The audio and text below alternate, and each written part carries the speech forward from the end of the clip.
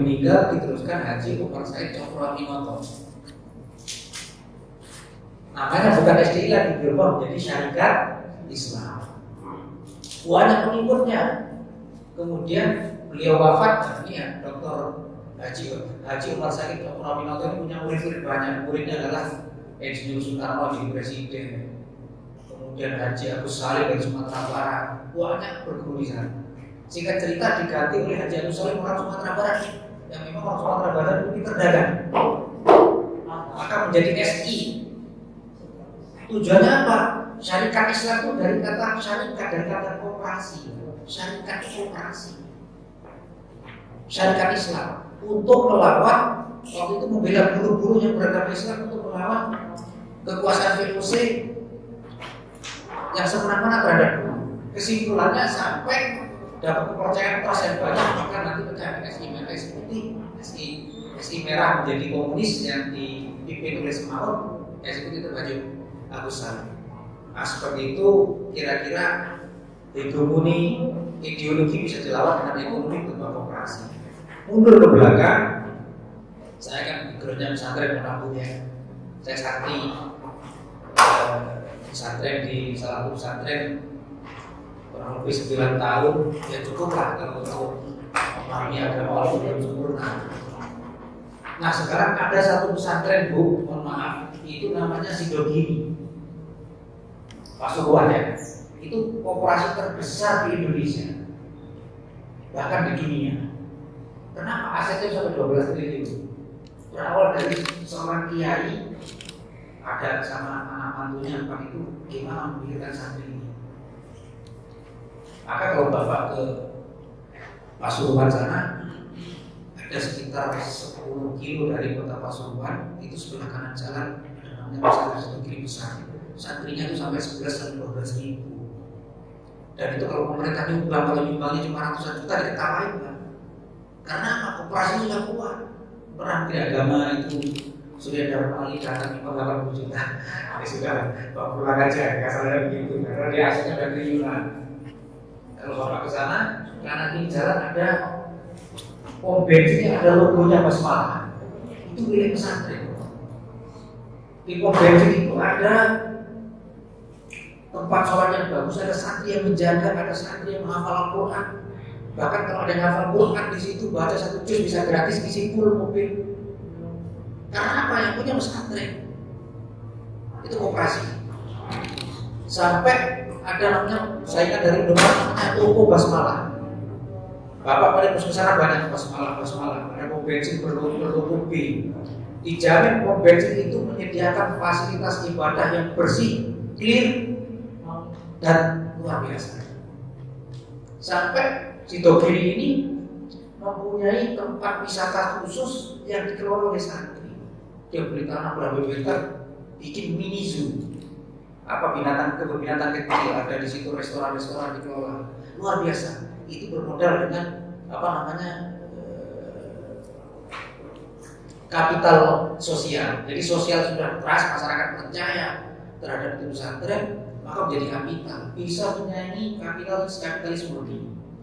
Itu berangkat dari Pasuruan. Bisa. Kenapa bisa? Karena modalnya keras, kepercayaan. Maka kalau jadi pengurus sosial, khususnya masjid ya Mas, maka dalam Quran itu la masjidun usisa ala taqwa min awwal yaumin ahaqqu an taquma fihi. Masjid yang dibangun atas dasar takwa, ahaqqu an taquma fihi, itu lebih berhak Anda untuk datang ke masjid itu. Fihi rijalun yuhibbuna ayyatahharu. Dalam masjid itu banyak orang-orang yang cinta terhadap kebersihan. Maaf, ini kebersihan hati, Pak. Bukan kebersihan pakaian, Pak. Kalau kebersihan pakaian semuanya masuk masjid juga bersih. Di mana pun masjid. Wallahu yuhibbul muttaqin. Salah dikit enggak apa-apa. Allah mencintai orang yang bersih hati. Nanti saya harap ini terbentuk ID ya, koperasi ditindaklanjuti, tapi niat awalnya ingat ini koperasi masjid. Masjid harus suci hati. Tidak hanya profit ansih, no. Profit ada tapi ikhlas niat harus nomor 1. profit 27, manajemen yang bagus dan sama ikhlas, Allah pasti kasih jalan. Karena apa? Dasarnya koperasi masjid jamaah. Ini manajemennya atas nama jamaah. Jamaah kami ini Bu, ada letkol, ada yang polisi macam-macam, terus ada yang jadi macam-macam banyak. Tapi kalau atas nama jamaah semua sama, stratanya sama-sama sujud kepada Allah. Dibuang itu letkolnya, dibuang itu polisinya, dibuang itu pengusahanya, semua sinergi. Itu yang pertama. Jadi atas dasar kapital sosial kita bisa, saya yakin bisa. Tapi berdasarkan trust. Kalau sudah kapital sosial kita miliki, nanti Ibu bimbing bagaimana cara mengelola kapital sosial itu, kepercayaan masyarakat. Mohon maaf, ini gedung ini dulu habis 380 juta sampai 2 lantai ini. Ini tahfidz, ini uang dari lingkungan saja, nggak ada bantuan dari luar, dari masyarakat kita yang ngumpulin 1.000, 2.000, 10.000, 100.000. Kami berusaha untuk bikin tahfidz berjalan karena COVID ya. Sekarang ngajinya masih online, mungkin Ustaz Lakir itu ada berapa murid Ustaz Lakir, ada berapa murid yang ngaji selama pandemi ini? Ya masih ada 21 kelas itu masih ada. Kami berusaha untuk bikin perpustakaan di sebelah gratis free, yang ngaji sini free. Tapi Allah kasih rezeki berlimpah. Sekarang saldonya 26 juta. Ya, ada acara kasih duit gitu. Itu malaikat kirim di sini. Nah, saya buat perpustakaan di sebelah kiri. Cita-cita kami perpustakaan terbesar di kecamatan minimal. Allahumma amin. Semangat Pak, semangat. Karena orang nanti butuh referensi Islam, nggak lagi berdebat di media sosial. Datang kalau majelis saya ambil kitabnya nih dasarnya, kan enak. Itu terakhir ini koperasi. Dan setelah koperasi ada Pak siapa yang baju putih Pak? Nama Pak siapa? Pak Taufik. Blok D7, D8. Nanti tolong bimbing anak-anak kami yang muda-muda untuk bikin website atau apa seperti tadi kan saya suruh untuk direkam. Karena kalau nggak hadir itu bisa mendengarkan apa yang disampaikan Bu Yanti, apa yang saya sampaikan. Nggak tahu mana rekamannya? Ya nggak ada. Oh ada. Baik, bagus. Itu pertama. Yang kedua, sosial trust ini, kapital sosial ini, kalau di-manage dengan baik sesuai dengan hukum Islam, pasti akan bisa berjalan dengan hal yang Allah kehendaki. Maka di sini ini saya foto aja kitabnya Pak, karena saya kalau bawa kitab gede itu berat. Saya foto tadi. Ini perspektif koperasi dalam Islam. Kalau dilihat dari kitab fikih manapun di seluruh dunia pasti sama. Yang pertama adalah wali syarikat di khamsu syara'it. Koperasi itu 5 syarat. Karena zaman Rasul sudah ada itu syarikat koperasi. Saya kepingin umat muslim khususnya al-muhajirin ini menjadi yaitu kuliah, tangan di atas, bukan yaitu sufla. Jadi tidak menjadi pengemis. Saya kepingin masjid al-muhajirin dan yayasan al-muhajirin tidak sampai buka kotak di tengah jalan. Amin. Karena apa? Ekonominya sudah kuat. Saya kepingin seperti umat muslim itu dihormati di Inggris. Yang di Inggris itu umat muslim pasti yang kaya. Yang punya Manchester City, saya Mansuran Nahyan. Nah, yang suka bola langsung ini saya. Ini apa? Nyatanya dia kuat beli klub sekian triliun, kemudian bisa menggaji pemain bola pelatih mahal, Pep Guardiola mahal. Di antara mereka yang bersyahadat sujud sama Allah karena akhlaknya punya. Kalau nggak punya duit Pak, gimana ngerayu mereka? Jangan ada istilah muslim jorok, muslim miskin. Ya memang kaya miskin itu Allah punya aturan, tapi berusaha untuk sukses dalam operasi nggak salah kan? Amin. Nggak salah. Yang punya Paris Saint-Germain siapa? Nah, keluarga Atani Qatar kaya, nomor 1 terus, bahkan Liga Champions selalu masuk semifinal, kemarin semifinal. Sekarang gedung tertinggi di dunia mana? Saya nggak tahu. Dubai, Burj Al Khalifa. Yang punya siapa? Orang Muslim. Pak Faisal jangan ngomong Indonesia dulu. Ini baru dimulai dari koperasi Masyarakat Muhajirin. Amin. Minimal nanti Pak Faisal setelah pensiun gabung koperasi. Jangan nunggu pensiun ya. Gabung aja. Bapak. Indonesia saya belum sebut. Yang pertama adalah syarat koperasinya. Saya kalau pakai dilepas lah. Antakun halana dimna terlalu wa tanamil. Harusnya yang menjadi modal koperasi itu berupa mata uang baik dirham ataupun dinar. Jadi bapak nanti kalau daftar, saya nggak tahu Pak Edi nanti gimana ngaturnya. Setelah nanti dari Ibu ada contoh, dari Kementerian ada contoh. Yang pertama secara perspektif Islam harus berupa mata uang negara tersebut. Kalau di Indonesia berarti rupiah. Tidak boleh digabung. Saya punya rupiah, you punya dolar, jadi satu. Itu kan gimana? Terserah. Dolar rupiah ini tidak bisa. Kalau terpaksa stok dolar harus dirupiahkan sehingga kursnya sama.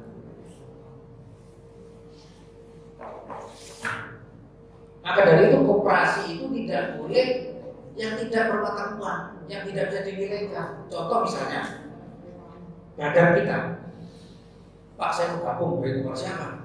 Ya sudah kita berlima ini. Keahliannya beda-beda, ada yang tukang, ada yang kenek, ada yang ahli AC, bergabung jadi satu. Saya nggak mau tahu, pokoknya uang 5 juta ini kita kerjain rame-rame nanti bagi 5, kasih satu Pak. Ini Pak Haji kontraktor. Seharusnya yang betul itu berlima ini diseplit. Kalau yang tukang itu gajinya 150, kalau yang kenek jadi 100 ribu atau 120 ribu, beda. Kalau skill aset yang beda lagi. Kalau Anda bersekutu berlima padahal skillnya beda, tenaganya beda, itu nggak sah. Jadi ya, supaya nggak ada yang dirugikan, ada yang nggak dirugikan, supaya ada yang tidak dirugikan. Itu maksud saya. Jadi kalau bergabung dengan, kecuali kalau Pak Bayu ini yang duitnya banyak, amin. Memang banyak, jangan amin-amin, memang banyak Pak Bayu ini. Dan Pak Jabus yang duitnya juga banyak. Amin, amin. Jangan begitu dong. Pak Jumatur saya kan punya amin, jangan. Nanti gabung koperasi insya Allah punya, amin. Maksud saya, kalau Pak Bayu sama Pak Jabus nanti mau ikut sebagai anggota, dan saya harap ikut beliau, kan ada iuran wajib tuh. Iuran wajibnya pasti sama. Adapun dia nanti iuran sukarela ya Pak Edi ya, dia mau berapa miliar silakan.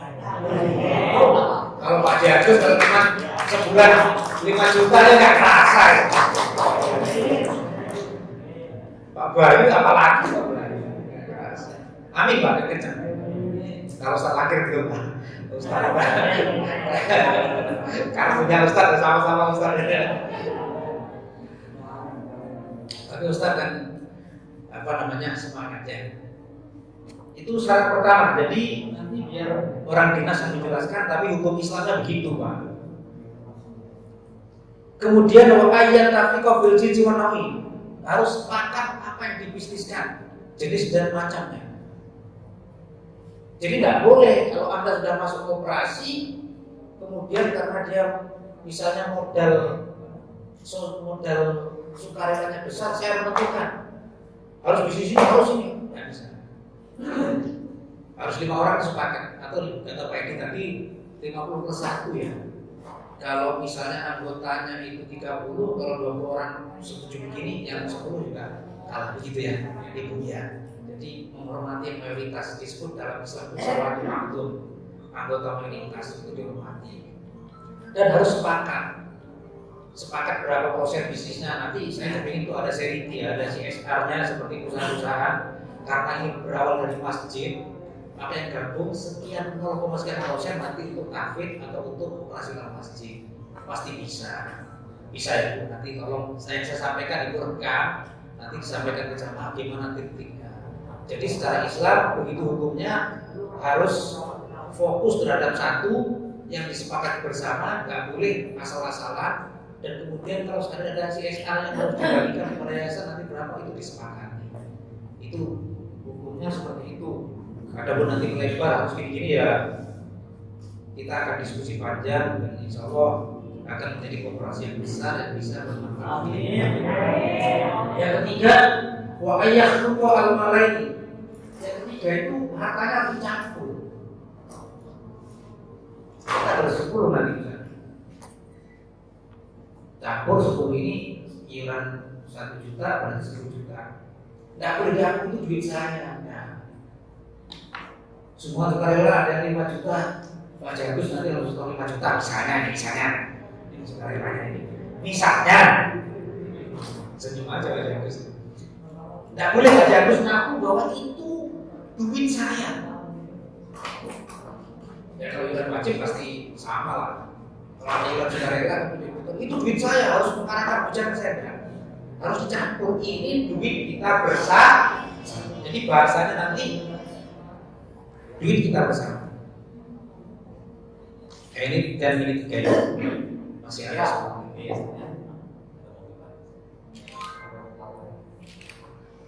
Wa ayyakuna ar-ribu wal khusran ala qadril malaini. Maaf, tadi yang berapa Pak? 3. Yang ketiga apa tadi maksudnya itu? Gabung, berarti duit kita bersama. Nggak tahu nanti bisnisnya apa. Bisnis ODOD misalnya, itu udah bisnis kita bersama. Nggak boleh diakui karena saya duitnya banyak, maka itu duit saya. Dan mohon maaf, Haji maaf. Jagus nih, biar nanti teman saya. Nanti Pak Haji misalnya setor 10 juta, misalnya. Pak Haji jangan sekali-kali ngomong itu duit saya. Tapi Pak Haji tetap bahasa keluar itu duit kita bersama. Kapok ya Pak Haji. Kapok ya. Tidak bersama kapok ini. Ya kalau Pak Haji mau solo bisnis silakan karena sudah berusaha ya kan. Pak Bayu solo bisnis ya kan usahanya begitu. Atau yang lain. Tapi kalau untuk koperasi ya ada sebagian yang harta kita yang untuk sosial, tapi itu tidak hilang. Kalau saya tanya ke Pak Edi, katanya walaupun Pak Edi maaf simpanan sukarela itu tidak hilang kan? Iya, bisa aja. Artinya tetap namanya hukum Islamnya itu milik kita bersama. Tidak ada istilah minoritas saham minoritas. Kalau dalam perseroan terbatas PT itu tempat kita kerja misalnya itu kan ada saham mayoritas minoritas. Kalau saham mayoritas berarti menentukan kebijakan perusahaan. 90% sama saya, jangan macam-macam ya suruh proses, tidak ada suara. Nggak bisa begitu. Itu selamat datang.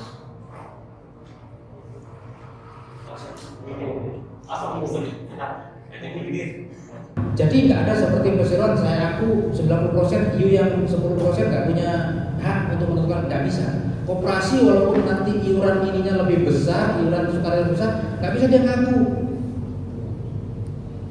Ya Feminia. Sudah itu, saya ngadepnya ke Pak Jagus saja karena Pak Jagus yang akan ngasih iuran sukarela paling banyak. Amin. Nah, Pak Bayu juga. Pasti nanti saya ucek-ucek habis keluar. Jadi Pak Haji.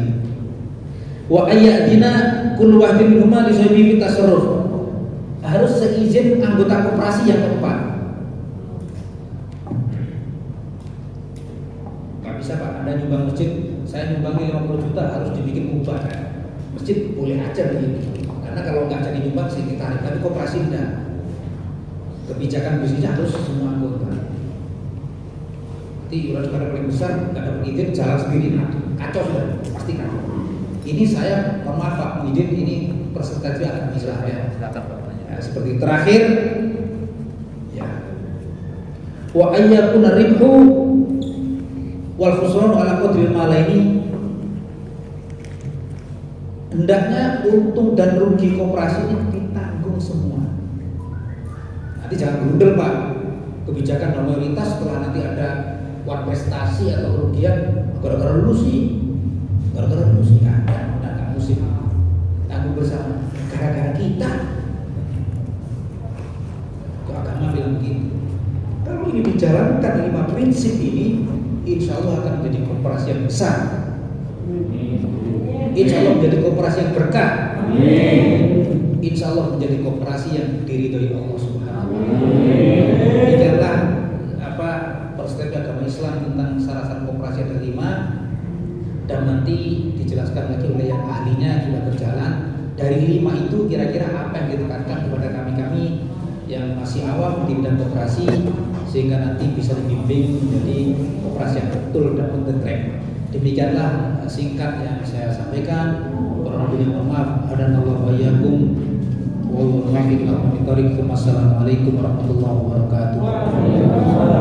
Perekonomian nasional diselenggarakan berdasarkan asas demokrasi ekonomi dengan prinsip kebersamaan, efisiensi, berkeadilan, berkelanjutan, berwawasan lingkungan, kemandirian, serta menjaga keseimbangan kemajuan kesatuan ekonomi nasional. Jadi kalau bahasa ini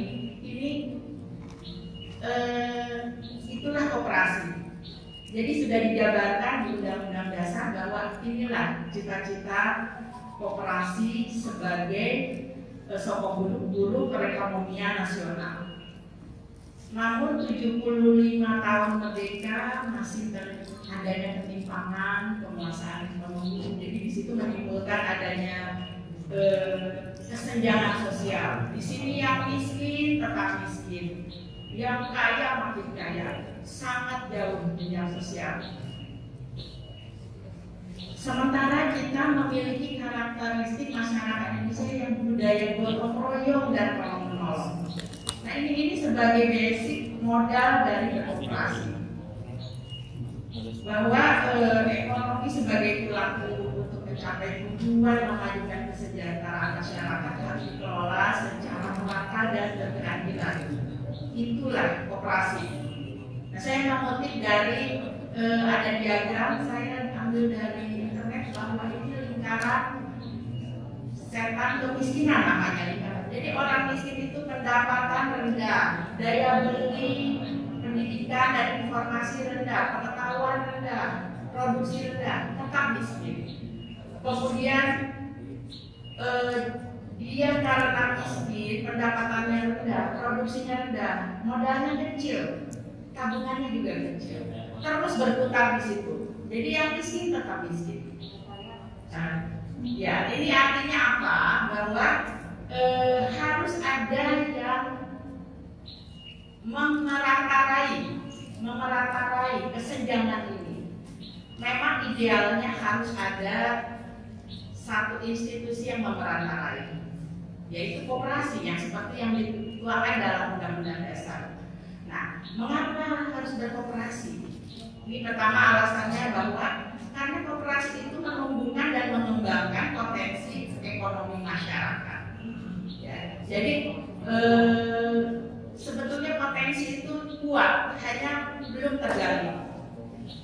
Dan praktik berkoperasi itu harus menerapkan skala ekonomi dan lingkungan untuk mencapai efisiensi ekonomi dan sosial.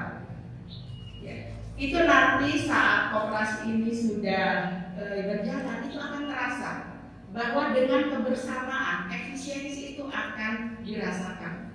Mungkin nanti saya juga akan menyampaikan pengalaman di Koperasi Wanita Sejahtera yang tadi seperti Pak Ustadz sampaikan bahwa di situ ada CSR-nya, kemudian ada milik bersama. Itu nanti saya akan mungkin sedikit akan saya sampaikan di sini berbagi. Nah, kemudian di sini harus mempunyai adanya kesadaran dari para pendiri. Mungkin bapak-bapak dan ibu yang hadir di sini adalah para pendiri atau calon anggota koperasi, harus memiliki kesadaran bahwa koperasi ini terbentuk karena adanya keinginan untuk saling membantu, saling tolong-menolong dalam memenuhi kebutuhan. Ya, jadi itu yang harus benar-benar disadari. Nah, jika cita-cita para pendiri terdahulu bahwa koperasi ini dikelola dengan baik, tentu akan berkontribusi nyata pada penciptaan lapangan pekerjaan, kemudian pengentasan kemiskinan,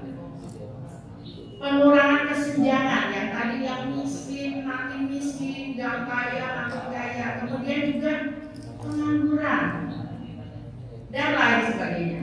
Ini adalah idealnya sebuah koperasi. Namun selama 75 tahun merdeka, bahkan koperasi di Indonesia merayakan ulang tahunnya yang ke-73, kondisi ini masih belum kita lihat.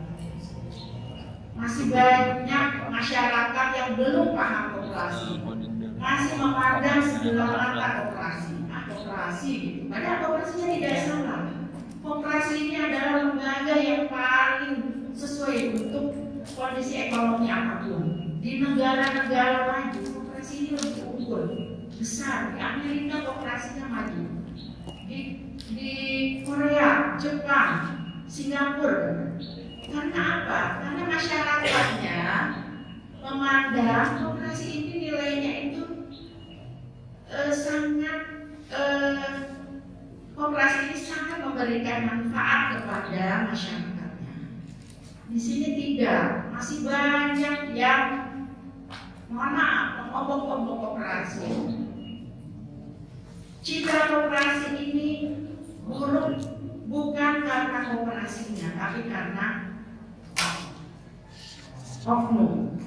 Nah, ini saya akan sebelum saya bicara ke undang-undang, bahwa peran koperasi idealnya warga perumahan wahana Pondok Gede ini pertama akan memberdayakan masyarakat. Nanti di dalam koperasi itu akan terjadi interaksi, kemudian ada pembinaan, kemudian akan menumbuhkan moral bagi masyarakat. Karena koperasi ini adalah lembaga ekonomi, sosial, dan budaya. Ekonominya di sini koperasi bisa berbisnis, sosialnya di sini koperasi bisa memberikan kepedulian satu sama lain. Kemudian budayanya bisa menumbuhkan budaya tertib, budaya moral, membentuk moral yang baik dan sebagainya. Di samping itu juga menumbuhkan wirausaha baru. Nah, ini tadi yang saya sebutkan sebagai lembaga perantara. Di sini para masyarakat golongan atau pengusaha mikro terutama itu tidak tersentuh akses permodalan, akses keuangan dari lembaga-lembaga keuangan yang ada. Koperasi lah yang bisa merangkul di sini. Kemudian juga di Sukabumi ini banyak, bahkan di Bekasi juga, TKW berbondong-bondong bekerja di luar negeri. Dengan berkoperasi ini akan mencegah urbanisasi dan pekerja migran. Dan di kalangan koperasi wanita, secara tidak langsung para kaum perempuan ini akan mendidik anak-anaknya untuk berwirausaha atau mencetak ekonomi yang lebih baik. Ini adalah peran koperasi yang nyata sudah dilakukan. Selamat datang dari Dinas Koperasi Kota Bekasi, Pak Rito. Mohon izin Pak. Ya. Nah ini tadi mungkin sebaiknya saya harus bicara success story ya, pengalaman dari nanti saya. Jadi ini adalah definisi koperasi. Koperasi itu adalah sebagai badan usaha sama dengan perusahaan lain. Hanya yang membedakan di sini koperasi itu harus berdasarkan atau melandaskan kegiatannya berdasarkan prinsip-prinsip koperasi. Ini yang akan nanti saya lebih garis bawahi. Ada prinsip koperasi, ada 7 prinsip koperasi yang itu tadi disebutkan oleh Pak Ustadz, juga itu adalah masuk ke dalam 7 prinsip koperasi. Sekaligus koperasi ini sebagai gerakan ekonomi rakyat yang berdasarkan atas asas kekeluargaan. Itulah definisi koperasi menurut Undang-Undang Nomor 25 Tahun 92. Sekarang sudah ada ini Omnibus Law ya Pak ya, sudah beberapa lalu belum ya? Ada sedikit perbedaan, tapi saya tidak akan sampaikan di sini karena itu menyangkut jumlah pemilihan, kemudian ada beberapa lain yang nanti ada. Nah ini tentu secara umum mensejahterakan anggota dan masyarakat. Nah, inilah yang namanya prinsip koperasi.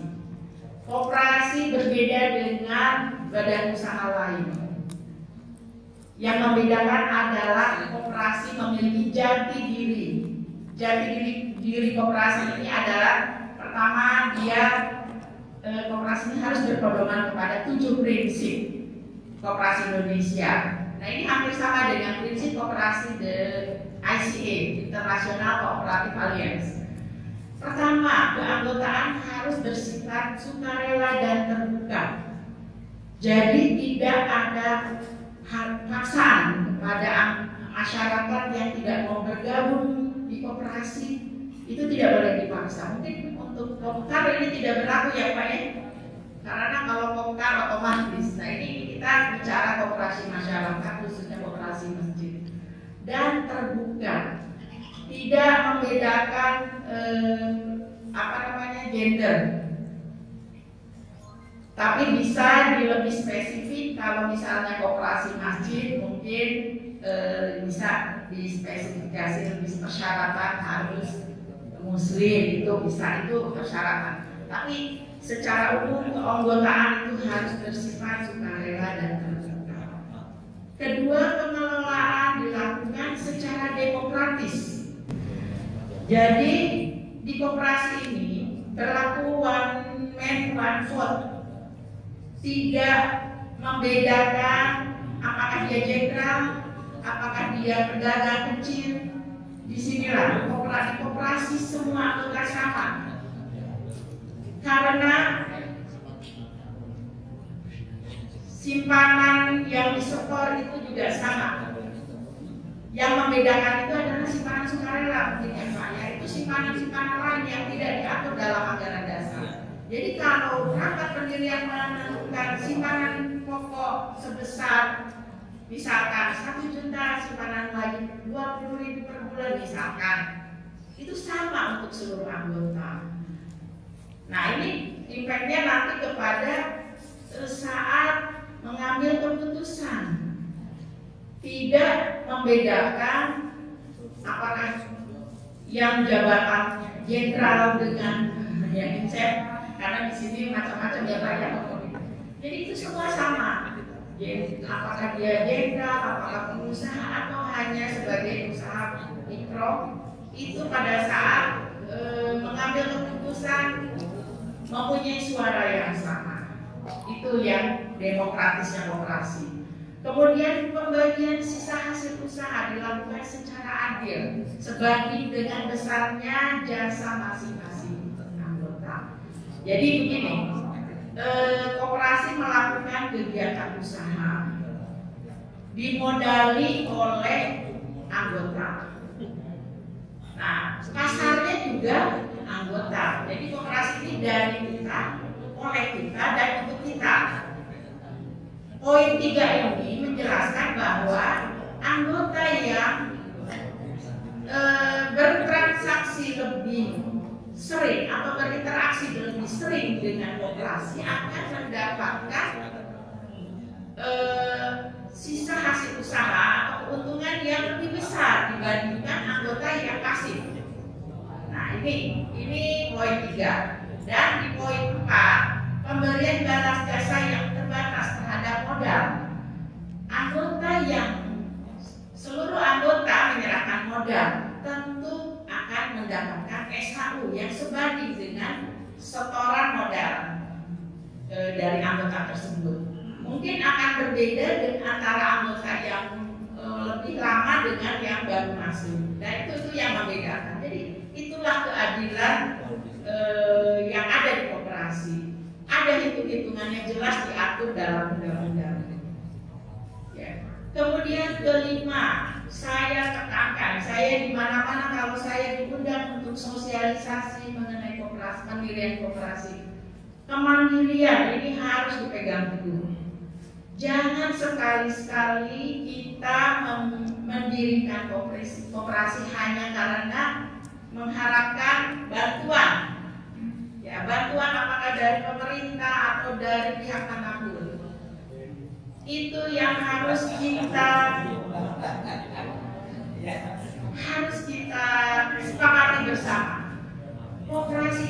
akan kuat kalau semua anggotanya juga punya komitmen. Dan alhamdulillah saya bicara ini karena dari pengalaman. Karena kita punya komitmen, tapi yang namanya bantuan pasti ada saja. Alhamdulillah itu merupakan sesuatu yang kita syukuri, patut kita syukuri. Tapi tetap koperasi itu harus mandiri. Jangan berdiri karena mengharapkan bantuan. Ya. Saya pengalaman Pak, saya dibentuk karena mau ada program nih dari kementerian. Kalau Pak Haji mau iuran Nah, iuran. Jadi begini ya, untuk modal, nanti kita bicara masalah modal. Ada hitung-hitungannya. Kalau yang namanya modal sendiri, itu semua harus sama, tidak boleh dibeda-bedakan. Misal sifat modal sendiri itu dari sifat pokok dan wajib, semua harus sama. Itu yang menyangkut kepada yang tadi poin demokratis ya, supaya tidak merasa saya sahamnya lebih besar, si A lebih kecil, tidak, kita sama. Tapi ada modal dari luar, itu bisa didapatkan dari misalnya simpanan sukarela, mungkin karena kreatif seperti koperasi kami ada namanya simpanan berjangka seperti deposito ya, itu tak masalah, boleh. Jadi nanti kita ke masalah permodalan ya. Kemudian kita lanjutkan dulu prinsip koperasi setengah jam ya. Yang keenam adalah pendidikan kekoperasian, itu sifatnya wajib. Nanti saat koperasi ini sudah berdiri, insya Allah nanti boleh mengundang dari kami, dari Depopinda untuk melakukan pendidikan anggota. Jadi pendidikan anggota itu pemahaman supaya anggota memiliki rasa yang sama itu dengan pengurus ya. Jadi memiliki merasa ada kepemilikan pada koperasi karena paham. Jadi itu pendidikan perkoperasian itu sifatnya wajib. Dan yang ketujuh, saat koperasi sudah besar, insya Allah nanti mungkin koperasi ini lebih besar lagi, itu sudah mulai ada kebutuhan untuk kerjasama antar koperasi. Ini yang memperkuat koperasi seluruh Indonesia. Jadi ini yang harus benar-benar dipahami bahwa inilah jati diri koperasi. Prinsip koperasi ini ada 7 yang diatur dalam undang-undang. Nah ini yang harus kita jadikan pedoman. Nah kemudian jati diri koperasi lainnya adalah nilai. Koperasi ini punya nilai yang tidak dimiliki oleh badan usaha lain. Selain prinsip tadi ada nilai. Di dalam koperasi ini ada nilai organisasi seperti menolong diri sendiri, tanggung jawab sendiri, demokrasi, keterbukaan, persamaan, keadilan, dan kesetiakawanan. Nanti saat sudah berjalan ini akan terasa dan kita harus benar-benar praktekkan. Jadi saling tolong menolong ini kita yaitu tadi siapa Pak Haji yang punya uang banyak saat koperasi itu ada, mendingan titipkan di koperasi untuk menolong, membantu kegiatan koperasi ini melayani anggotanya. Kemudian juga ini nilai-nilai etis. Di sini harus menerapkan kejujuran, tanggung jawab sosial, dan kepedulian terhadap orang lain. Jujur ini bukan hanya pengurus dan pengawas, tapi anggota juga. Jadi pengurus dan pengawas itu sama pentingnya, juga anggota. Dan tanggung jawab sosial tadi. Jadi selain kita memikirkan intern koperasi, kita juga memikirkan lingkungan sosialnya.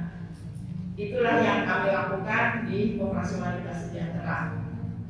Nah ini harus dipahami juga ada 2 jenis. Ada beberapa jenis bentuk koperasi itu. Kalau pendirinya para anggota namanya koperasi primer. Kalau saya bicara di sini masih menganut undang-undang lama, minimal 20 orang bisa mendirikan koperasi. Nanti ada perubahan yang baik. Sekarang masih belum ya. Jadi kita bicara undang-undang yang berlaku. Jadi minimal 20 orang itu sudah bisa mendirikan koperasi primer. Nah, koperasi primer ini kalau bergabung minimal 3 bisa mendirikan koperasi sekunder. Nah, itu biasanya kalau sudah berjalan ini tergantung kebutuhan. Kita akan butuh untuk bekerja sama dengan koperasi lain. Biasanya badan usahanya itu tidak untuk PT tapi koperasi sekunder. Dan jenisnya pun macam-macam. Jadi jangan Bapak Ibu berpikir koperasi ini hanya simpan pinjam saja, tidak. Yang maju di negara lain itu bukan koperasi simpan pinjamnya, tapi ada koperasi produksi, ada koperasi retail macam-macam. Di Singapura itu retailnya itu dipegang oleh koperasi. Kemudian di Korea pertaniannya dikelola oleh koperasi.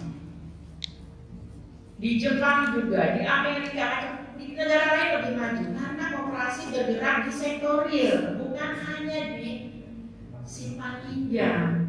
Jadi salah betul, salah banget biasanya kalau menganggap koperasi itu hanya tempat utang. Tapi jangan, salah banget. Itu yang saya terus ingin meluruskan.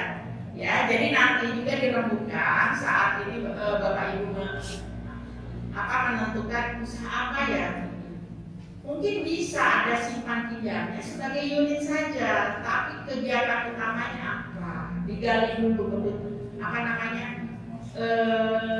pelayanan yang bisa dilakukan di perumahan ini, kemudian kebutuhan masyarakatnya apa itu bisa dikelola oleh koperasi. Ya. Nah, ini jenis-jenis koperasi. Jadi ada koperasi jasa, ada koperasi simpan pinjam. Nah, kalau koperasi simpan pinjam memang murni, tidak dicampur dengan usaha lainnya. Tapi kalau koperasi yang lainnya bisa menyelipkan unit simpan pinjamnya. Ya, begitu ya. Jadi nanti misalkan pada saat pendirian tidak bukan koperasi simpan pinjam, boleh misalnya koperasi konsumsi ya, tapi tetap ada menyelipkan unit simpan pinjamnya. Nah, ini jenis koperasi kedudukan anggota dan manfaatnya. Jadi masih lama ya, masih 5 menit. Oke ya, intinya jadi anggota itu punya peran ganda sebagai pemilik juga sebagai pengguna yang memiliki hak dan kewajiban yang diatur dalam anggaran dasar. Ya, jadi anggota bisa ada anggota biasa, ada anggota luar biasa. Itu nanti bisa diatur. Nah, ini adalah hubungan antara partisipasi anggota, profesionalisme, manajemen koperasi terhadap perkembangan koperasi. Jadi ini dibutuhkan partisipasi anggota yang baik. Begitu pula manajemennya juga yang baik. Insya Allah koperasi dapat berkembang besar. Tapi kalau kita membangun koperasi tidak ada partisipasi apapun dari anggotanya, sementara manajemennya juga profesionalismenya kurang baik, ya masalah itu tinggal menunggu waktu saja. Itu mungkin yang banyak terjadi. Ya, jadi sama dengan badan usaha lain, koperasi ini harus memiliki profesionalisme. Tapi yang paling penting, anggota juga harus besar partisipasinya. Karena perangkat organisasi koperasi ini pertama adalah rapat anggota, kemudian pengurus dan pengawas. Rapat anggota inilah yang merupakan kekuasaan tertinggi di koperasi. Semua keputusan atau kebijakan yang diambil oleh koperasi itu adalah keputusan rapat anggota. Jadi bukan pengurus. Misalkan bagaimana ini kita membuat usaha, misalnya perdagangan, ambil untungnya berapa ya? Itu tergantung dari kesepakatan. Tidak ada seorang pun yang bisa mengatur di luar anggota mengenai berapa keuntungan yang ditetapkan. Itu silakan dirembukan. Dan kebijakan-kebijakan lainnya itu adalah hasil keputusan bersama, bukan keputusan pengurus, bukan keputusan pengawas. Itulah demokrasinya koperasi. Jadi rapat anggota inilah merupakan kekuasaan tertinggi di dalam koperasi. Ya, jadi pengurus pun harus terus diawasi, baik oleh pengawas maupun oleh anggota, itu supaya tidak melenceng. Ya, karena semua keputusannya harus berdasarkan keputusan bersama. Nah, ini tadi yang sempat disinggung. Jadi modal koperasi ini pertama ada dari modal sendiri berupa simpanan pokok, simpanan wajib. Setelah biasanya setiap akhir tahun itu ada SHU disisihkan untuk dana cadangan atau pemupukan modal. Jadi modalnya bertambah. Nah, mungkin ada dana hibah dari mana gitu, itu masuk di modal sendiri. Tapi yang namanya modal dari luar bisa dari anggota berupa simpanan sukarela, simpanan berjangka, atau simpanan-simpanan lainnya. Di kami ada simpanan lebaran, ada macam-macam. Atau bisa mungkin pinjam kepada koperasi lain, atau kepada bank, atau dari sumber lainnya. Nah, inilah modal yang bisa dikelola atau diputar oleh koperasi untuk mendukung kegiatan usahanya. Nah, ini juga kegiatan usaha, mohon itu dirembukkan. Banyak orang latah membentuk koperasi tanpa tahu mau melakukan usaha apa. Jadi biasanya kalau kami melakukan analisa SWOT ya, itu apa yang dibutuhkan oleh masyarakat atau anggota, itulah yang dilakukan oleh koperasi. Jadi harus berkaitan dengan kepentingan anggota dan untuk meningkatkan usaha dan kesejahteraan anggota. Kemudian kegiatan usaha simpan pinjam dapat dilaksanakan sebagai salah satu atau satu-satunya kegiatan usaha koperasi. Gitu. Kelebihan kemampuan pelayanan koperasi kepada anggota dapat digunakan untuk memenuhi kebutuhan masyarakat. Jadi nomor satu, berikan pelayanan penuh kepada anggota. Jadi kalau anggota semua sudah dilayani, kita makin besar, boleh kita memberikan pelayanan kepada masyarakat. Tapi nomor satu anggota dulu. Itu undang-undang yang bicara. Nah, ini sisa hasil usaha biasanya dihitung setiap akhir tahun. Itu laba bersih. Perhitungannya itu dilakukan secara adil sesuai seperti apa yang tadi tercantum dalam prinsip koperasi. Jadi tidak sama rata. Setiap anggota itu dilihat setoran modalnya berapa, partisipasinya terhadap usaha koperasi berapa. Itu ada hitung-hitungannya. Itulah adilnya koperasi. Jadi jangan menganggap saya anggota kok berbeda dengan anggota lain mendapat S1. Nah, partisipasi saya sudah sama tidak dengan anggota lain. Ya, jadi itu adilnya koperasi. Kemudian besarnya pemungutan dana cadangan ditetapkan dalam rapat anggota. Nah, ini untuk sisa hasil usaha pun nanti ada aturan-aturan. Jadi nanti pedoman koperasi setelah mendapatkan anggaran dasar, menetapkan anggaran dasar, kemudian dikembangkan menjadi anggaran rumah tangga, kemudian ada pedoman-pedoman lainnya seperti tata tertib dan lain sebagainya. Itu nanti yang merumuskan adalah anggota bersama pengurus dan pengawas. Ya, tidak boleh ikut-ikutan orang koperasi lain diterapkan di sini. Kalau tidak sesuai, mungkin nanti tidak akan maju koperasinya. Jadi silakan itu semua dirembukkan antara anggota dengan pengurus. Masalah berapa persentase SHU untuk anggota, berapa persentase untuk dana sosial. Nah, itu tadi dana sosial itu Pak, CSR-nya. Jadi koperasi ada harus disisihkan. Kalau kami 10%, tapi aset kami sekarang sudah 5,7 miliar dalam waktu 15 tahun. Itu lumayan, itu dari dana sosial itu terkumpul sudah cukup banyak. Dan kita gunakan untuk bantuan lingkungan sekitarnya. Bahkan tiap tahun kita rutin menyantuni kaum duafa, kemudian kegiatan sosial lainnya diambil dari dana itu. Kemudian juga kita menyisihkan dana pendidikan, karena pendidikan perkoperasian ini adalah wajib sifatnya, maka koperasi kalau mandiri bisa menggunakan dana itu untuk melakukan pendidikan anggota. Boleh. Jadi itu ya sudah selesai. Dalam undang-undang juga diatur namanya lembaga gerakan koperasi dalam di pasal 565 yang namanya Dewan Koperasi Indonesia.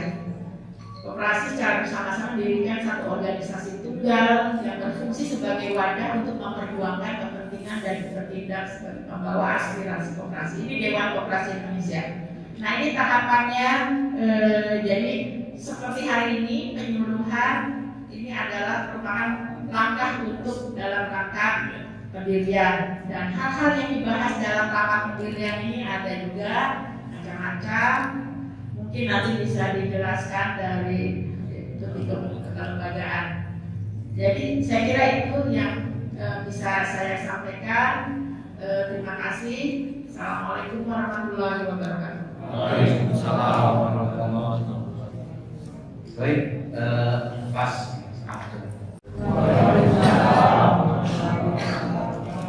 Yang saya hormati Bapak Yayasan Ibu Yeti dan Bapak Ibu ya, dan Bapak Ibu sekalian yang pada hari ini hadir dan tidak kami sebutkan satu-satu, namun tidak mengurangi rasa hormat kami di dalam hal tentang pendirian koperasi. Sebelumnya dari narasumber yang lainnya juga di Bapak Yayasan banyak, dari Ibu Yeti juga sudah banyak apa yang disampaikan tentang pendirian koperasi. Jadi di sini mungkin saya tidak perlu banyak untuk menyampaikan hal-hal yang namanya tentang pendirian koperasi. Diawali oleh komitmen Bapak Ibu sekalian yang hadir pada hari ini untuk mendirikan sebagai badan usaha dalam bentuk koperasi. Koperasi ini memang Bapak Ibu sekalian, kalau kita lihat dan kita dengar banyak koperasi yang maju, banyak koperasi yang terjadinya di masyarakat, macam-macam modelnya. Seperti contohnya di Depok Pandawa investasi, sehingga banyak orang dirugikan. Tapi yang lebih awal malah memang mendapat keuntungan yang besar, karena di situ profit koperasi awalnya mereka naruh uang, tapi karena memang awalnya mempunyai keuntungan yang banyak. Di sini saya tidak banyak akan menyampaikan hal-hal pendirian. Contohnya Bapak Ibu sekalian, karena koperasi ini akan dibentuk dengan yang namanya koperasi primer tingkat nasional. Di antara primer tingkat nasional, intinya dari 3 KTP yang berbeda.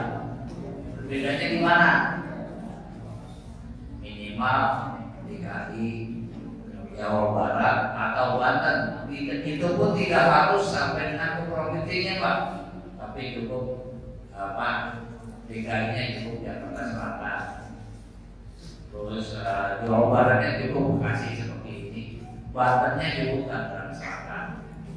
Di mana di dalam kita menentukan hal-hal pendirian koperasi ini, mungkin Bapak Ibu sekalian di sini atau bapak-bapak yang hadir pada hari ini nanti kalau ditunjuk sebagai pengurus ataupun pengawas, bapak-bapak sudah siap belum? Ya. Karena apa? Koperasi setelah ditunjuk seorang ketua, sekretaris, bendahara, karena kita mengacu minimal kepengurusan ini ganjil, Pak. Di sini ganjil, diantaranya apa? Kalau memang mau 5 orang itu boleh, tapi untuk pengawas cukup cuma 3 orang saja. Diharapkan pengawas ini yang bisa bekerja sama dengan pengurus di dalam pelaporan keuangan yang nantinya akan disampaikan pada saat menjelang rapat anggota tahunan. Itu kalau koperasi kita sudah berdiri. Persyaratan tentang pendirian dari 20 orang, memang regulasi yang baru Omnibus Law 9 orang cukup, tapi belum diperlakukan hal yang baru ini. Kita masih mengacu ke Undang-Undang 25 atau 92. Pendirian koperasi masih mengacu sebanyak 20 orang. Dari 20 orang inilah yang akan menjadi pengurus, pengawas serta manajer kalau memang sudah dibentuk koperasinya. Dan komitmennya apa Bapak Ibu sekalian? Komitmennya kalau kita mendirikan koperasi yang paling pokok diperlukan yaitu modal, Pak. Modal mengacu ke siupnya juga. Dan di sini saya yakin Bapak-bapak jangan mengharapkan selama ini menjadi anggota koperasi koperasi saya nanti saya bisa pinjam, karena itu biasanya komitmen yang dulu Pak.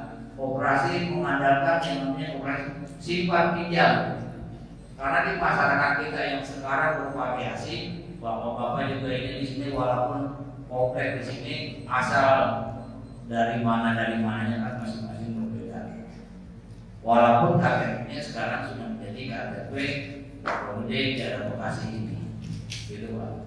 Kemampuan untuk kita berkoperasi, kita melakukan yang namanya usahanya minimal kita melakukan usaha sektor real Pak, jangan simpan pinjam.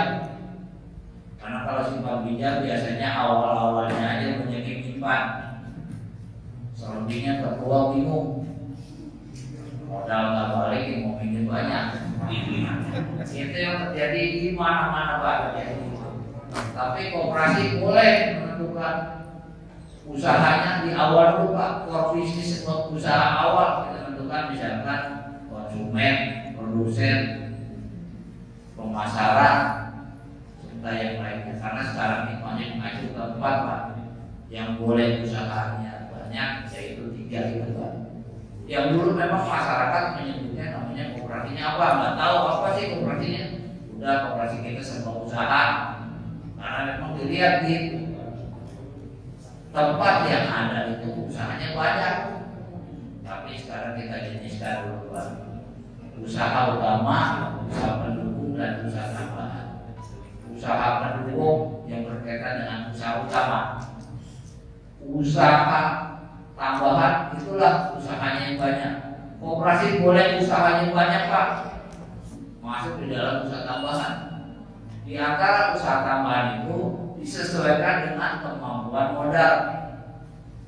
Saya bilang kalau koperasi di tempat lain Pak, koperasi yang tidak boleh berusaha cuma outsourcing dan pembangunan rumah sakit Pak, pengelola rumah sakit, tapi klinik-klinik boleh. Di sini Bapak Ibu sekalian, nanti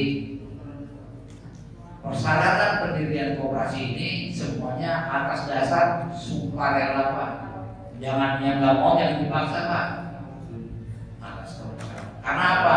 Komitmennya koperasi kalau setelah berdiri, Bapak Ibu sekalian harus mengawasi jalannya koperasi, bukan mengawasi pengurus Pak.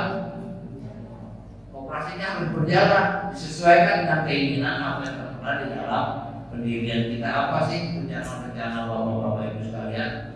Nanti pengurus setelah koperasi berdiri harus membuat yang namanya rencana kerja minimal 3 tahun ke depan. Dari tahun pertama kita bisa evaluasi apa sih yang sudah dilakukan tentang koperasi ini. Karena koperasi jujur aja Pak, kalau kita menjalankan usaha tahun pertama biasanya memang masih belum punya SAU Pak. Ini perlu ditekankan juga Pak.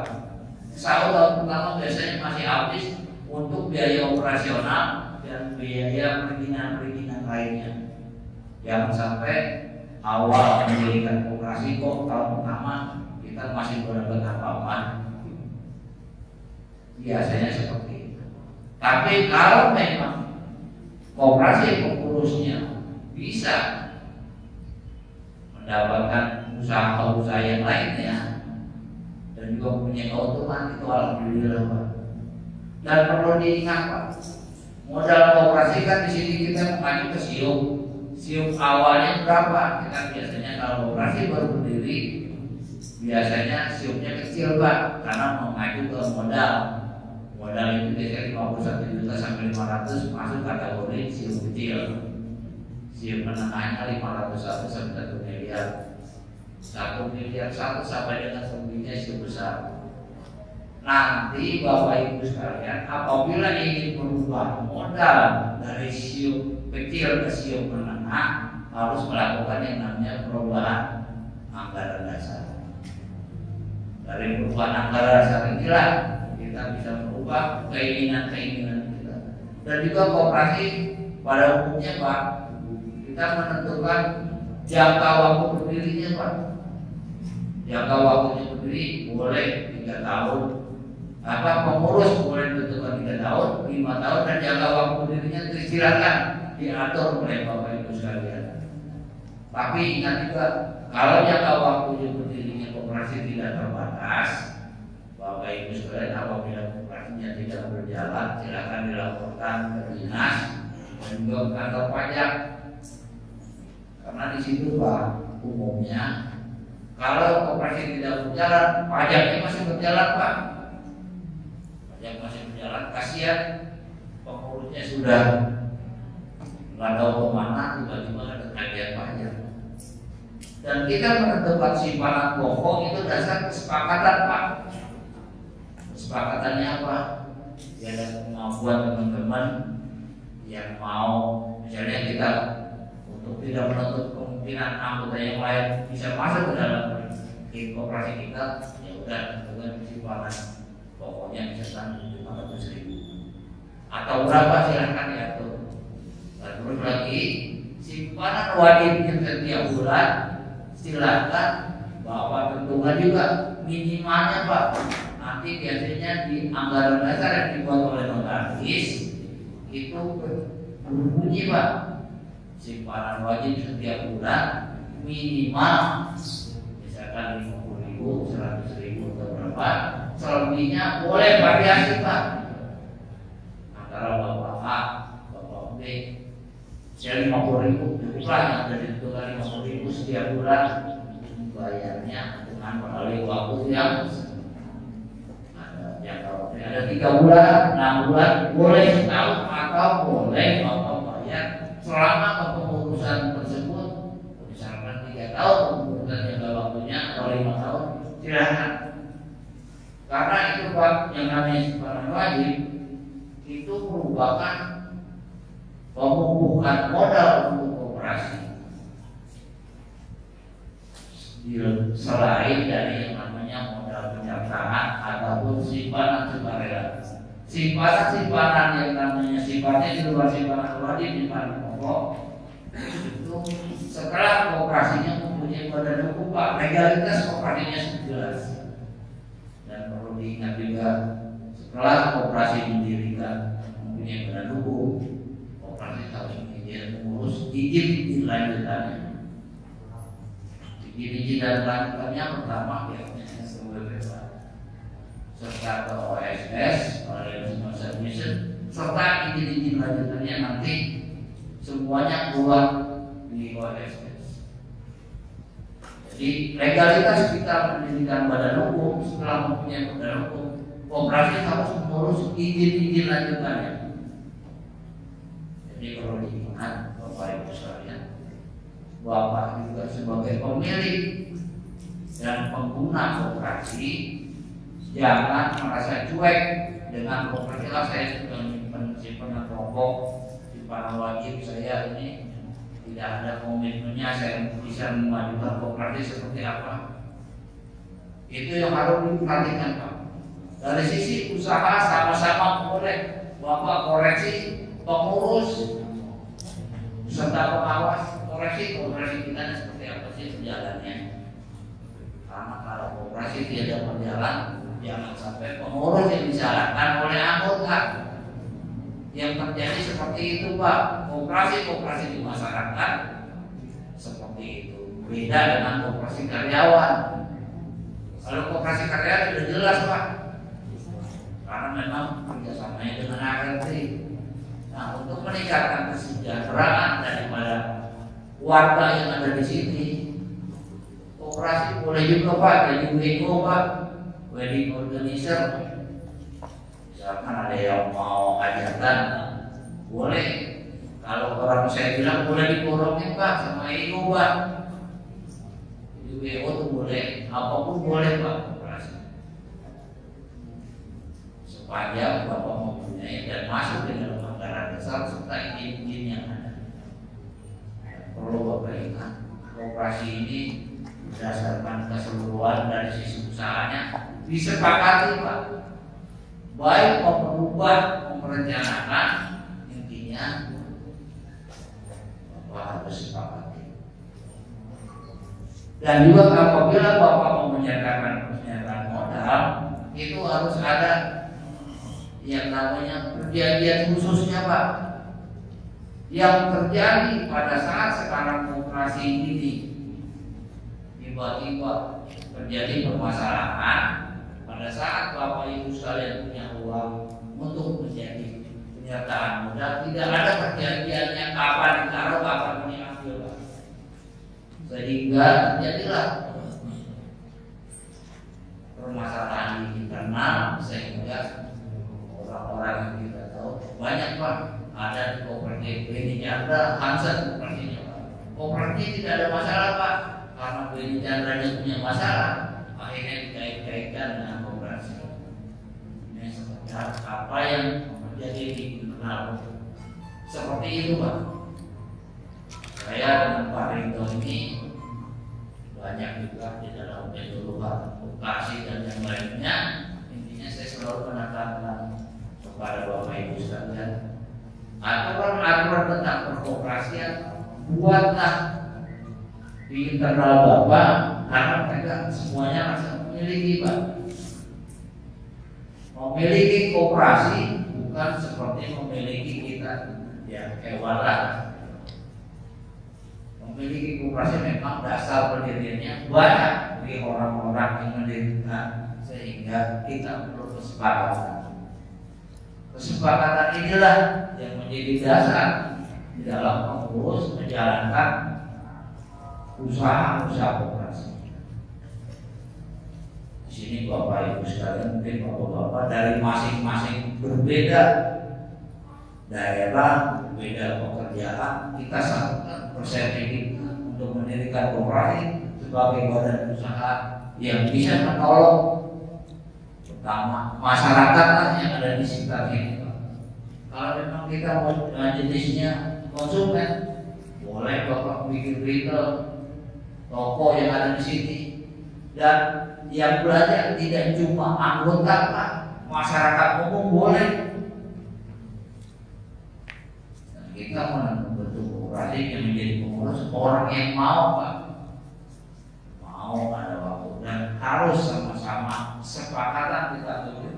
Jangan pada saat kita bertuju sekarang operasi menjalankan di dalam ada terjadi komunikasinya putus. Dan ya mungkin yang terakhir dari saya Pak, Bapak-bapak ini di sini sudah menjadi komitmen nanti KTP-nya dikumpulkan untuk menjadi notaris serta menentukan nama koperasi minimal 3 kata Pak, lebih boleh. Jadi minimal 3 kata, lebih boleh.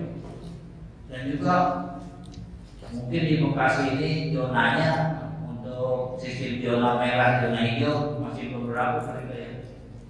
Jadi jangan sampai setelah koperasi dan hukum yang terjadi di Jakarta mengurus izin-izinnya nggak dapat Pak. Itu perlu kita ingatkan agar biasanya tahu pertukaran. Karena notaris juga tahu dia pakai sistem itu zona sudah tahu. Sehingga bapak-bapak tidak menjadi belum apa-apa koperasi berjalan sudah melakukan yang namanya perubahan anggaran tentang alamat dan yang lainnya. Jadi itu perlu banyak terjadi Pak.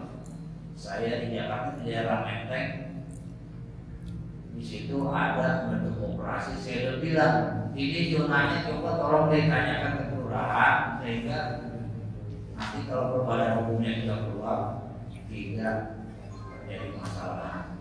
Begitu mau izinnya tiba-tiba zona merah Pak. Jadi Alhamdulillah, jangan sampai hal-hal seperti ini saya ingatkan kepada nanti siapa yang menjadi pengurus, kekompakan, kekuatan serta yang lainnya kita semua terbuka. Jangan terlalu terbuka juga Pak urus koperasi, karena takutnya uangnya sudah banyak dipujuk-pujuk, karena terjadi hal-hal seperti itu, seperti koperasi-koperasi yang ada di daerah lain. Mengurus terlalu terbuka, terlalu open, ada uang sekian ini kita mau apain, akhirnya dipakai. Jangan sampai terjadi hal-hal seperti itu. Semua pengeluaran yang menyangkut masalah anggaran keuangan yang ada di koperasi, pengawas wajib mengetahui pakai itu dalam 1 bulan. Karena saya tolong juga kepada bapak-bapak yang ditunjuk sebagai pengawas minimal paham tentang neraca kekoperasian. Jadi mungkin saya menyampaikan hal ini intinya komitmen awal bapak-bapak jangan sampai putus di tengah jalan. Karena kalau putus biasanya terjadi konflik Pak. Konflik masalah koperasi sedikit permasalahannya Pak, cuma gara-gara uang. Yang terjadi di mana-mana seperti itu. Tapi di sini saya yakin dan saya percaya karena timbulnya kita dari yayasan, dari masjid, semuanya sepakat untuk mendirikan semua badan usaha dan ingat usaha koperasi bukan banyak.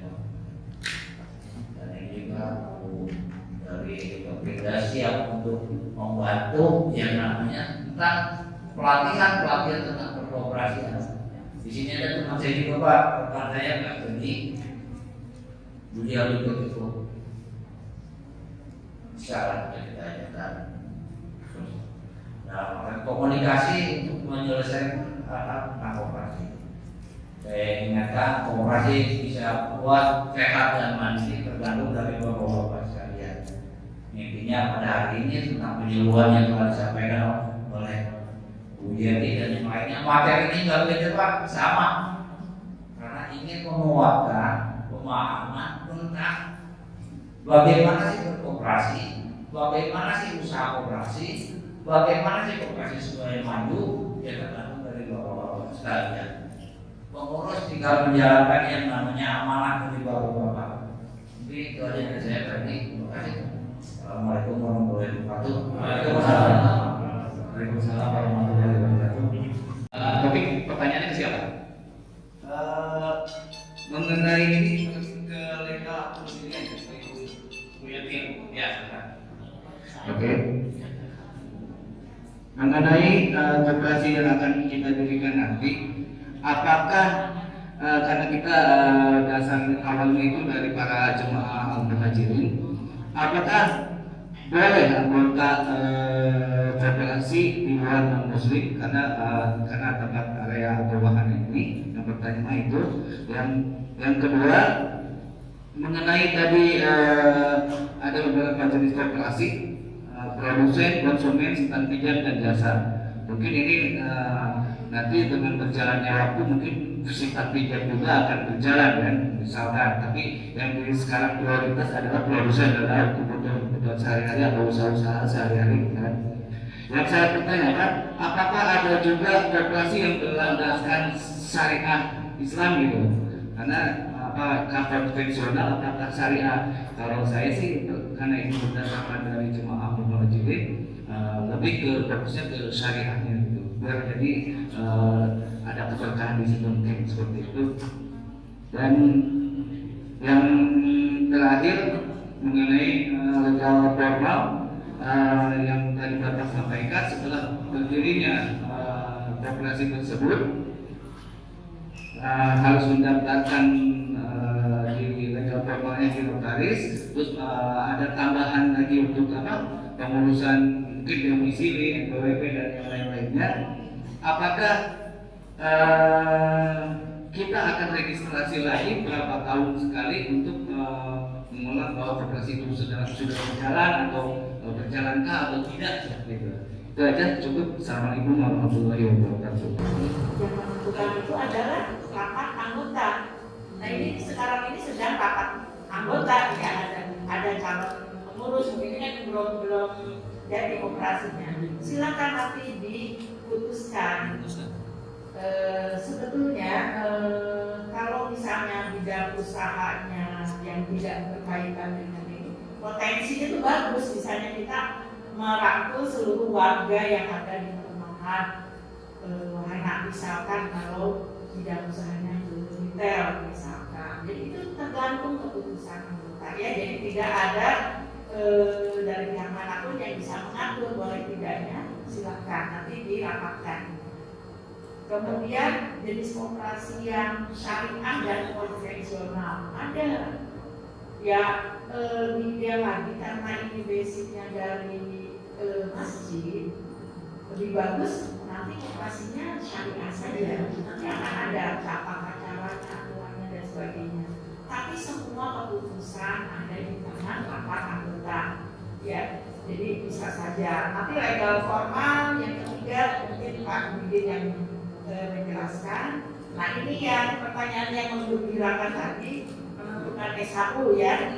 Jadi SHU itu diatur dalam anggaran dasar, tapi lebih di spesifik, lebih di per detail lebih detailnya lagi nanti diatur dalam anggaran rumah tangga.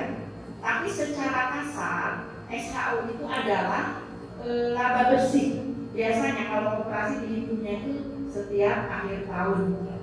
Tutup buku itu per 31 Desember. Tapi sebelum dibagikan tentu kita harus ada acuannya, aturannya. Itu dirapatkan nanti. Kalau kami Koperasi Wanita Sejahtera membuat komposisi SHU. SHU itu kan total sekian, laba bersih. Laba kotor dikurang biaya-biaya ya, biaya-biaya yang dikeluarkan oleh koperasi. Ketemu laba bersih. Katakan laba bersih itu 10 juta. Nah dari 10 juta itu 100% kan, 10 juta itu dibagi-bagi lagi. Komposisinya ada untuk anggota, ada untuk dana sosial, ada untuk dana pendidikan, ada untuk cadangan koperasi atau pembukaan modal, dan ada untuk pengurus dan pengawas. Biasanya setiap akhir tahun. Mungkin di awal-awal tidak ada gaji ya, tapi kalau kami sekarang sudah digaji, tapi di awal-awal sudah mendapatkannya di akhir tahun. Nah itu anggota juga dibagi dua, anggota yang hanya menyetor modal saja tanpa bertransaksi di koperasi, berarti dia kan punya kontribusi menyetor modal. Ada juga anggota yang aktif di sini bertransaksi. Misalkan koperasi usahanya retail atau penjualan sembako atau sembako misalkan. Nah ini satu anggota aktif belanja di koperasi. Itu kan ada keuntungannya, kumulatifan. Nah ada lagi anggota yang tidak pernah belanja, tapi dia sama anggota menyetor modal. Jadi artinya untuk anggota ini ada dua SHU. Pertama SHU yang dia menyetor modal dan SHU transaksi. Jadi anggota bisa mendapatkan dua-duanya. Nah itu nanti pada saat rapat putuskan prosentasenya. Nah prosentase dari yang 100% tadi laba bersih, berapa persen untuk cadangan? Misalkan kita biar cepat modalnya apa besar, udah 20% untuk cadangan koperasi atau pembukaan modal misalkan. Untuk pengurus pengawas berapa, untuk dana pendidikan, dana sosial berapa, 10%. Untuk anggota biar aktif lebih besar misalkan. Silakan dirembukan. Yang menentukan adalah rapat anggota. Ya. Tapi pada intinya komposisi apa poin-poinnya yang mendapatkan SHU itu adalah yang saya sebutkan tadi, untuk anggota, untuk dana sosial. Dana sosial larinya seperti tadi Pak Ustadz bilang, nanti kalau misalnya setiap tahun ingin mengadakan kegiatan bakti sosial, selain kita minta mungkin ada yang ingin menyumbang, nah koperasi juga bisa keluarkan, sudah ada nih. Jadi bisa dipakai, itu apa saja silakan, itu bebas.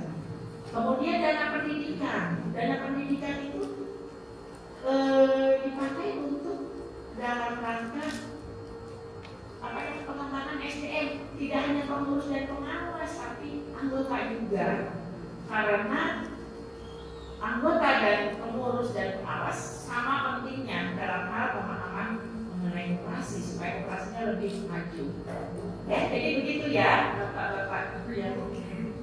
SH itu sama nggak kayak misalkan sering minjem sama yang nggak sering minjem, nilai harusnya sama nggak? Tidak.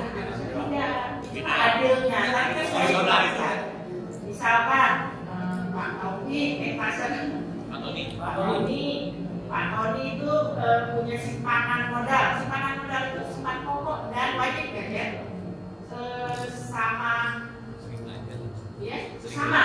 Bisa kalau karena mulainya sama, bisa aja sama nilai modal ya. Simpanan pokok dan wajib yang disetor sama.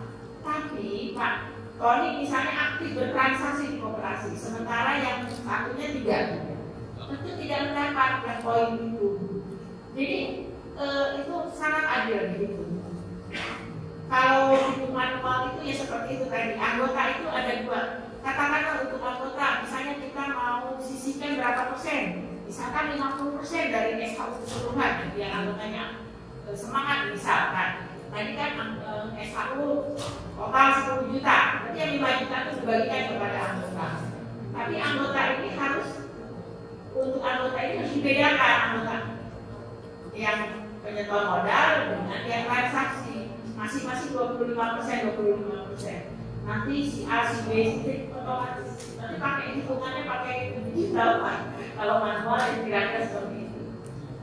Jadi tidak selalu akan sama mendapatkan SHU-nya, kecuali kalau transaksinya sama. Betul. Iya. Jadi memang ada hitungannya. Makanya kalau misalkan sering bertransaksi di koperasi, otomatis SHU-nya akan besar. Tapi kalau misalnya tidak pernah transaksi itu akan dapat SHU, tapi hanya dari SHU modal saja. Ya, jadi maaf ya, itu nanti dirumuskan berapa persen persentase itu silakan dirumuskan. Mungkin masalah legal ini yang terjawab. Oke, udah cukup ya? Kalau ini tambah ada? Ini harus di harus ada ini. Kalau di koperasi tidak. Jadi kemudian kecuali ada perubahan. kalau untuk perubahan tentang modal, ya, jadi mengacu ke tadi saya bilang, misalkan awalnya berdiri siupnya kecil, kita merubah ke siup menengah, itu semua pasti ada perubahan. Ya, dapatnya pun bukan SK yang dari umumnya juga bukan ini Pak, cuma sekedar riwayat lah, istilahnya lampiran, ada tentang perubahan.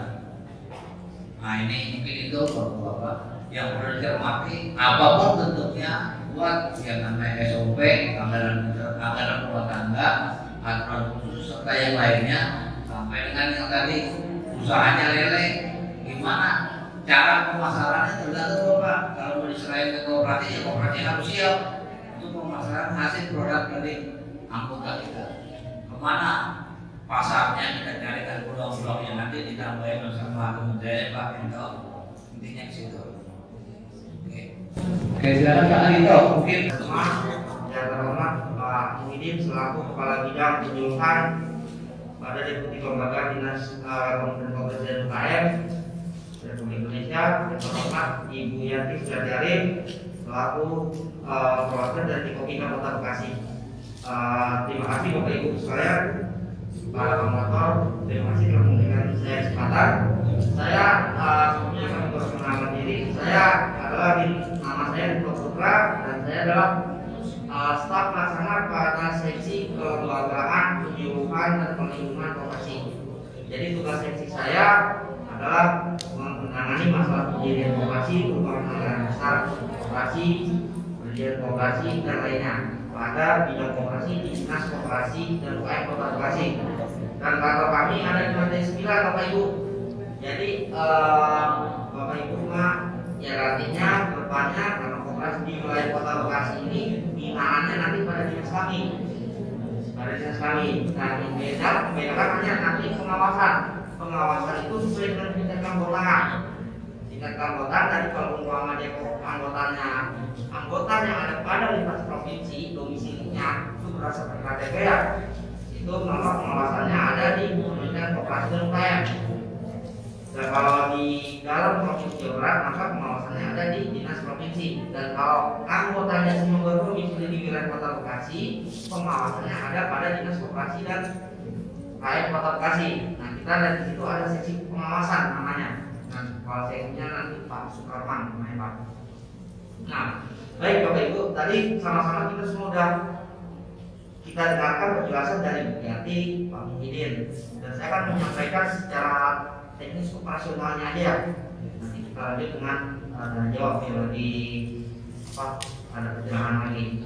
Nah untuk koperasi ini, karena koperasi ini unik, milik orang banyak, maka segala sesuatunya dan segala sesuatunya juga diputuskan melalui rapat anggota. Dan kami menyarankan rapat anggota ini untuk yang pertama adalah yang opsinya adalah musyawarah mufakat dulu Bapak Ibu. Seperti itu. Jadi kita musyawarah dan mufakat dulu, kita laksanain, baru opsi terakhirnya kita lakukan voting. Sebaiknya seperti itu. Karena dia di kita juga dan negara kita juga mengutamakan musyawarah dan mufakat. Sedangkan asas koperasi kita juga musyawarah dan mufakat. Pancasila kita juga musyawarah dan mufakat. Jadi itu dulu. Kalau diperhatikan musyawarah dan mufakat tidak tercapai, baru kita silakan voting atau pemungutan suara. Dan hasilnya baik musyawarah dan mufakat atau voting harus disetujui dan dijalani oleh semua. Jadi keputusannya mengikat. Kalau koperasi itu sudah berbadan hukum, jadi harus patuh dengan apa yang diputuskan. Dan selanjutnya mengenai dari sisi hukumnya. Koperasi ini pertama punya nanti kita punya anggaran dasar Bapak atau akta. Nah akta pendirian ini yang nanti disahkan oleh Kementerian Hukum dan HAM per 2020. Nah sebelumnya itu masih di Kementerian Koperasi 2019. Nah, permennya 2019. Kementerian Hukum dan HAM. Jadi kita punya akta ya. Akta itu adalah rekannya. Well, secara umum isinya adalah penyebaran undang-undang dan peraturan baik peraturan pemerintah dan peraturan menteri seperti itu. Nah kita menyangkut teknis, tapi teknis itu kita harus membuat peraturan namanya anggaran rumah tangga. Bapak Ibu tadi kita nanti ke depannya harus punya yang namanya anggaran rumah tangga. Anggaran rumah tangga ini adalah aturan teknis yang disepakati oleh kita semua. Jadi semua aturan itu dibuatkan, semua pelaksanaan itu dibuatkan aturan tertulisnya. Ada rumah tangga, ada peraturan khusus. Jadi contoh, persyaratannya di anggota, mungkin ada tambahan, dibuatkan di anggaran rumah tangga. Pembayaran simpanan pokok, tata caranya, teknisnya dibuatkan di anggaran rumah tangga. Kalau di akta kan bunyinya simpanan pokok, 500.000, hanya itu. Tapi tata cara bayarnya di mana? Jadi kalau itu semua ada, peranggaran rumah tangga, peraturan khusus dan aturan-aturan internal lainnya, maka ketika nanti terjadi pengurus kita akan tetap seperti itu. Dan kalau mau ya kita rapat anggota lagi. Gitu. Nah kelemahannya operasi di Kota Bekasi kita masih banyak yang belum mempunyai peraturan internal.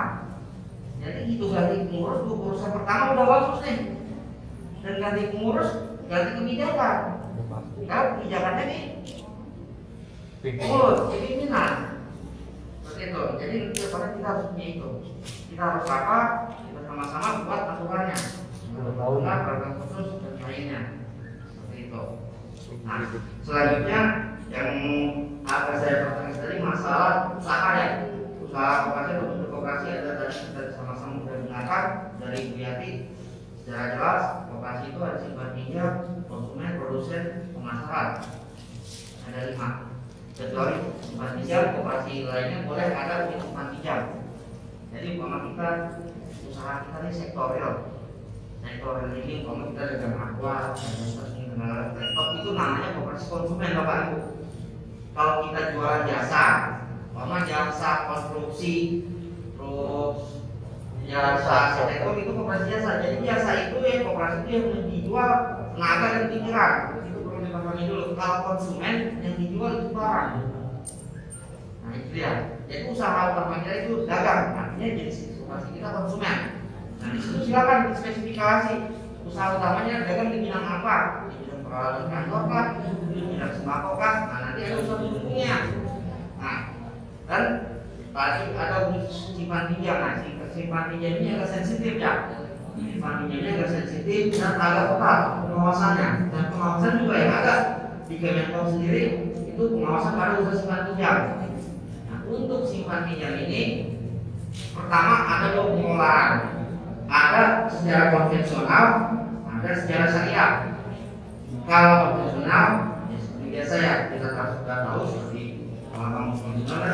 Kalau syariah kita boleh mengolah secara syariah, dan kalau ada simpan pinjamnya dikelola secara syariah, maka dia harus ada pengawas syariah yang mempunyai sertifikasi dari Dewan Syariah Nasional Majelis Ulama Indonesia.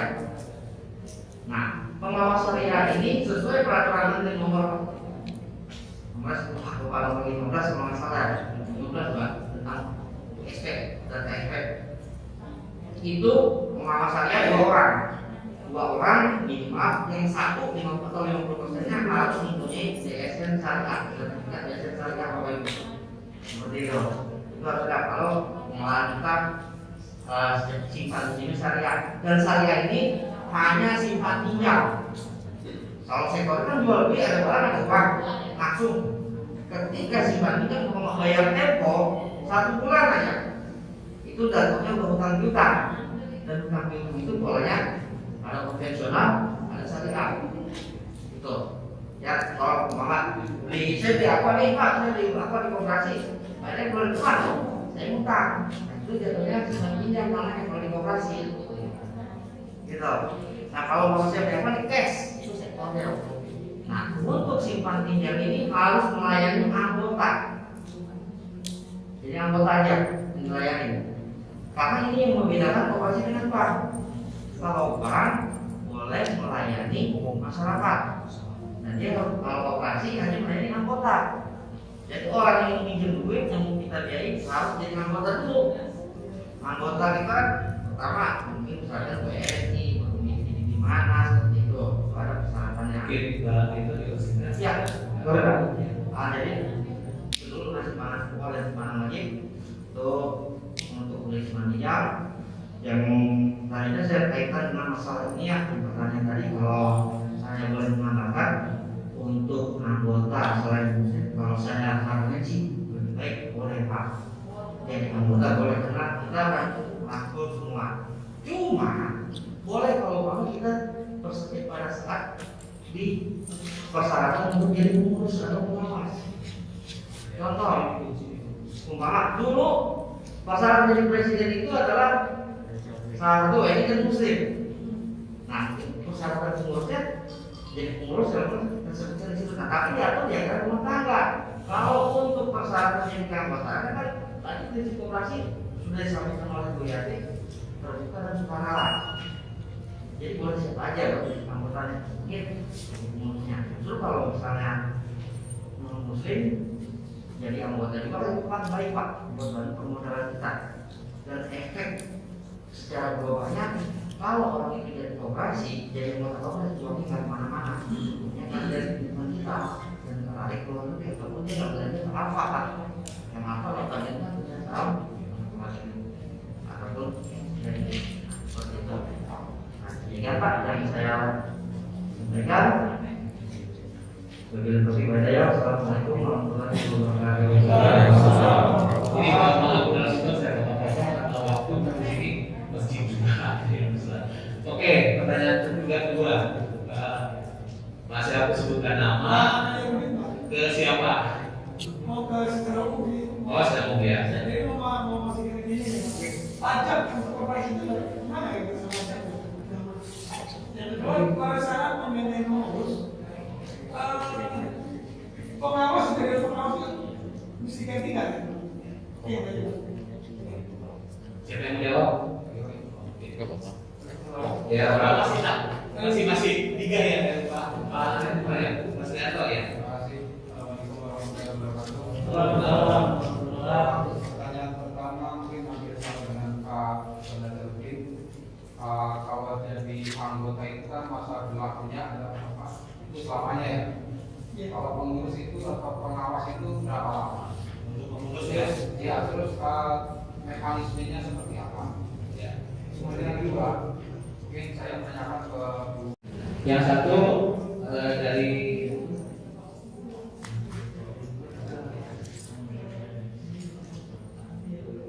yang pajak ini ya. Oke Pak, pajak sampai saat ini operasi sebagai badan usaha dan juga operasi sebagai PKP perhitungannya sama dengan badan-badan usaha yang lainnya. Seperti ada pajak pertambahan nilai kalau operasi belanja dan juga penggunaan yang lainnya, ada PPh pasal 21. Ada PPN, PPh-nya tetap dihitung. Intinya semua, makanya kalau kita melakukan kegiatan dan atau kalau memang Bapak mendapatkan keringanan yang 0,5% koperasi itu kan untuk UKM-nya. Bisa juga koperasi sama itu Pak. Berapa persen sekarang? Ya. Persentasenya berapa? Pajak persennya berapa? Pendapatan 4,8 itu 0,5%. Tapi kalau kita berbelanja seperti yang lainnya tetap sama Pak. Dari keluarkan PPN, PPh-nya juga kita harus mengeluarkan karena itu memang sudah baku di dalam penetapan pajak. Bagi pengurusnya gimana? Bagi pengurusnya Kalau itu kan koperasi. itu karena PPh-nya Pak, PPh pribadi nanti itu dihitung. Jadi kita yakin bahwa Kementerian Koperasi memang sudah menginisiasi ya bahwa koperasi itu berpajak sebenarnya. Ini kita coba udah bicara yang di pajak dan sebagainya, bagaimana supaya memangkas pajak tersebut. Tapi sampai saat ini berhasil untuk informasinya masih tetap dikenakan pajak koperasi sama pajak personil. Bapak 21 ya. Pasal 21-nya karena Kalau nilainya kan nilai modal misalnya itu nilai kita punya modal. Ada batasan itu nggak koperasi untuk pajaknya? Misalnya nilainya ini Pak, jadi setiap kita melakukan transaksi biasanya kalau modalnya itu tidak masuk di dalam modal.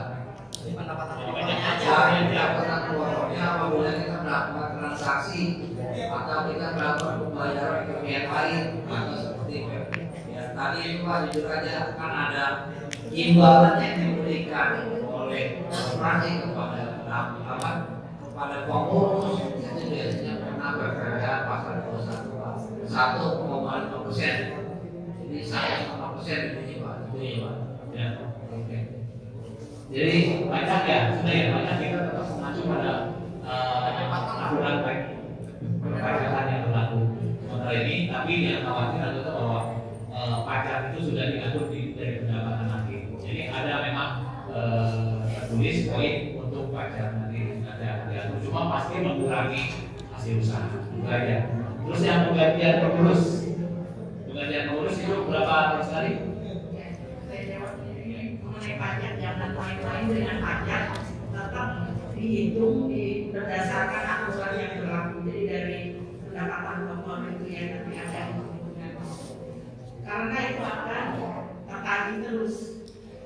Jadi SHU itu adalah pendapatan setelah dipotong biaya-biaya juga pajak di situ disisihkan juga. Barulah SHU. Itu teknik SHU-nya ya. Termasuk biaya perputarannya Ya, pajak betul. Ya. Kemudian kalau pergantian pengurus atau pengawas setiap berapa tahun, itu ya? Itu ya. Nah itu kan sebetulnya tadi yang disampaikan oleh Pak Didin pada rapat pendirian ini salah satunya kita membahas ya nanti ini berita acaranya ya Pak ya. Ada data tadi sudah dibuat. Nanti putuskan siapa pertama putuskan nama koperasinya dulu. Kemudian alamat, mungkin alamat bentuk awal ini harus ada tetap alamat. Kemudian daftar hadir pendiri. Kemudian nama pengurus dan pengawas dipilih oleh rapat anggota. apakah 3 tahun, apakah 5 tahun. Nah, jadi berapa lamanya sesuai dengan kesepakatan hari ini.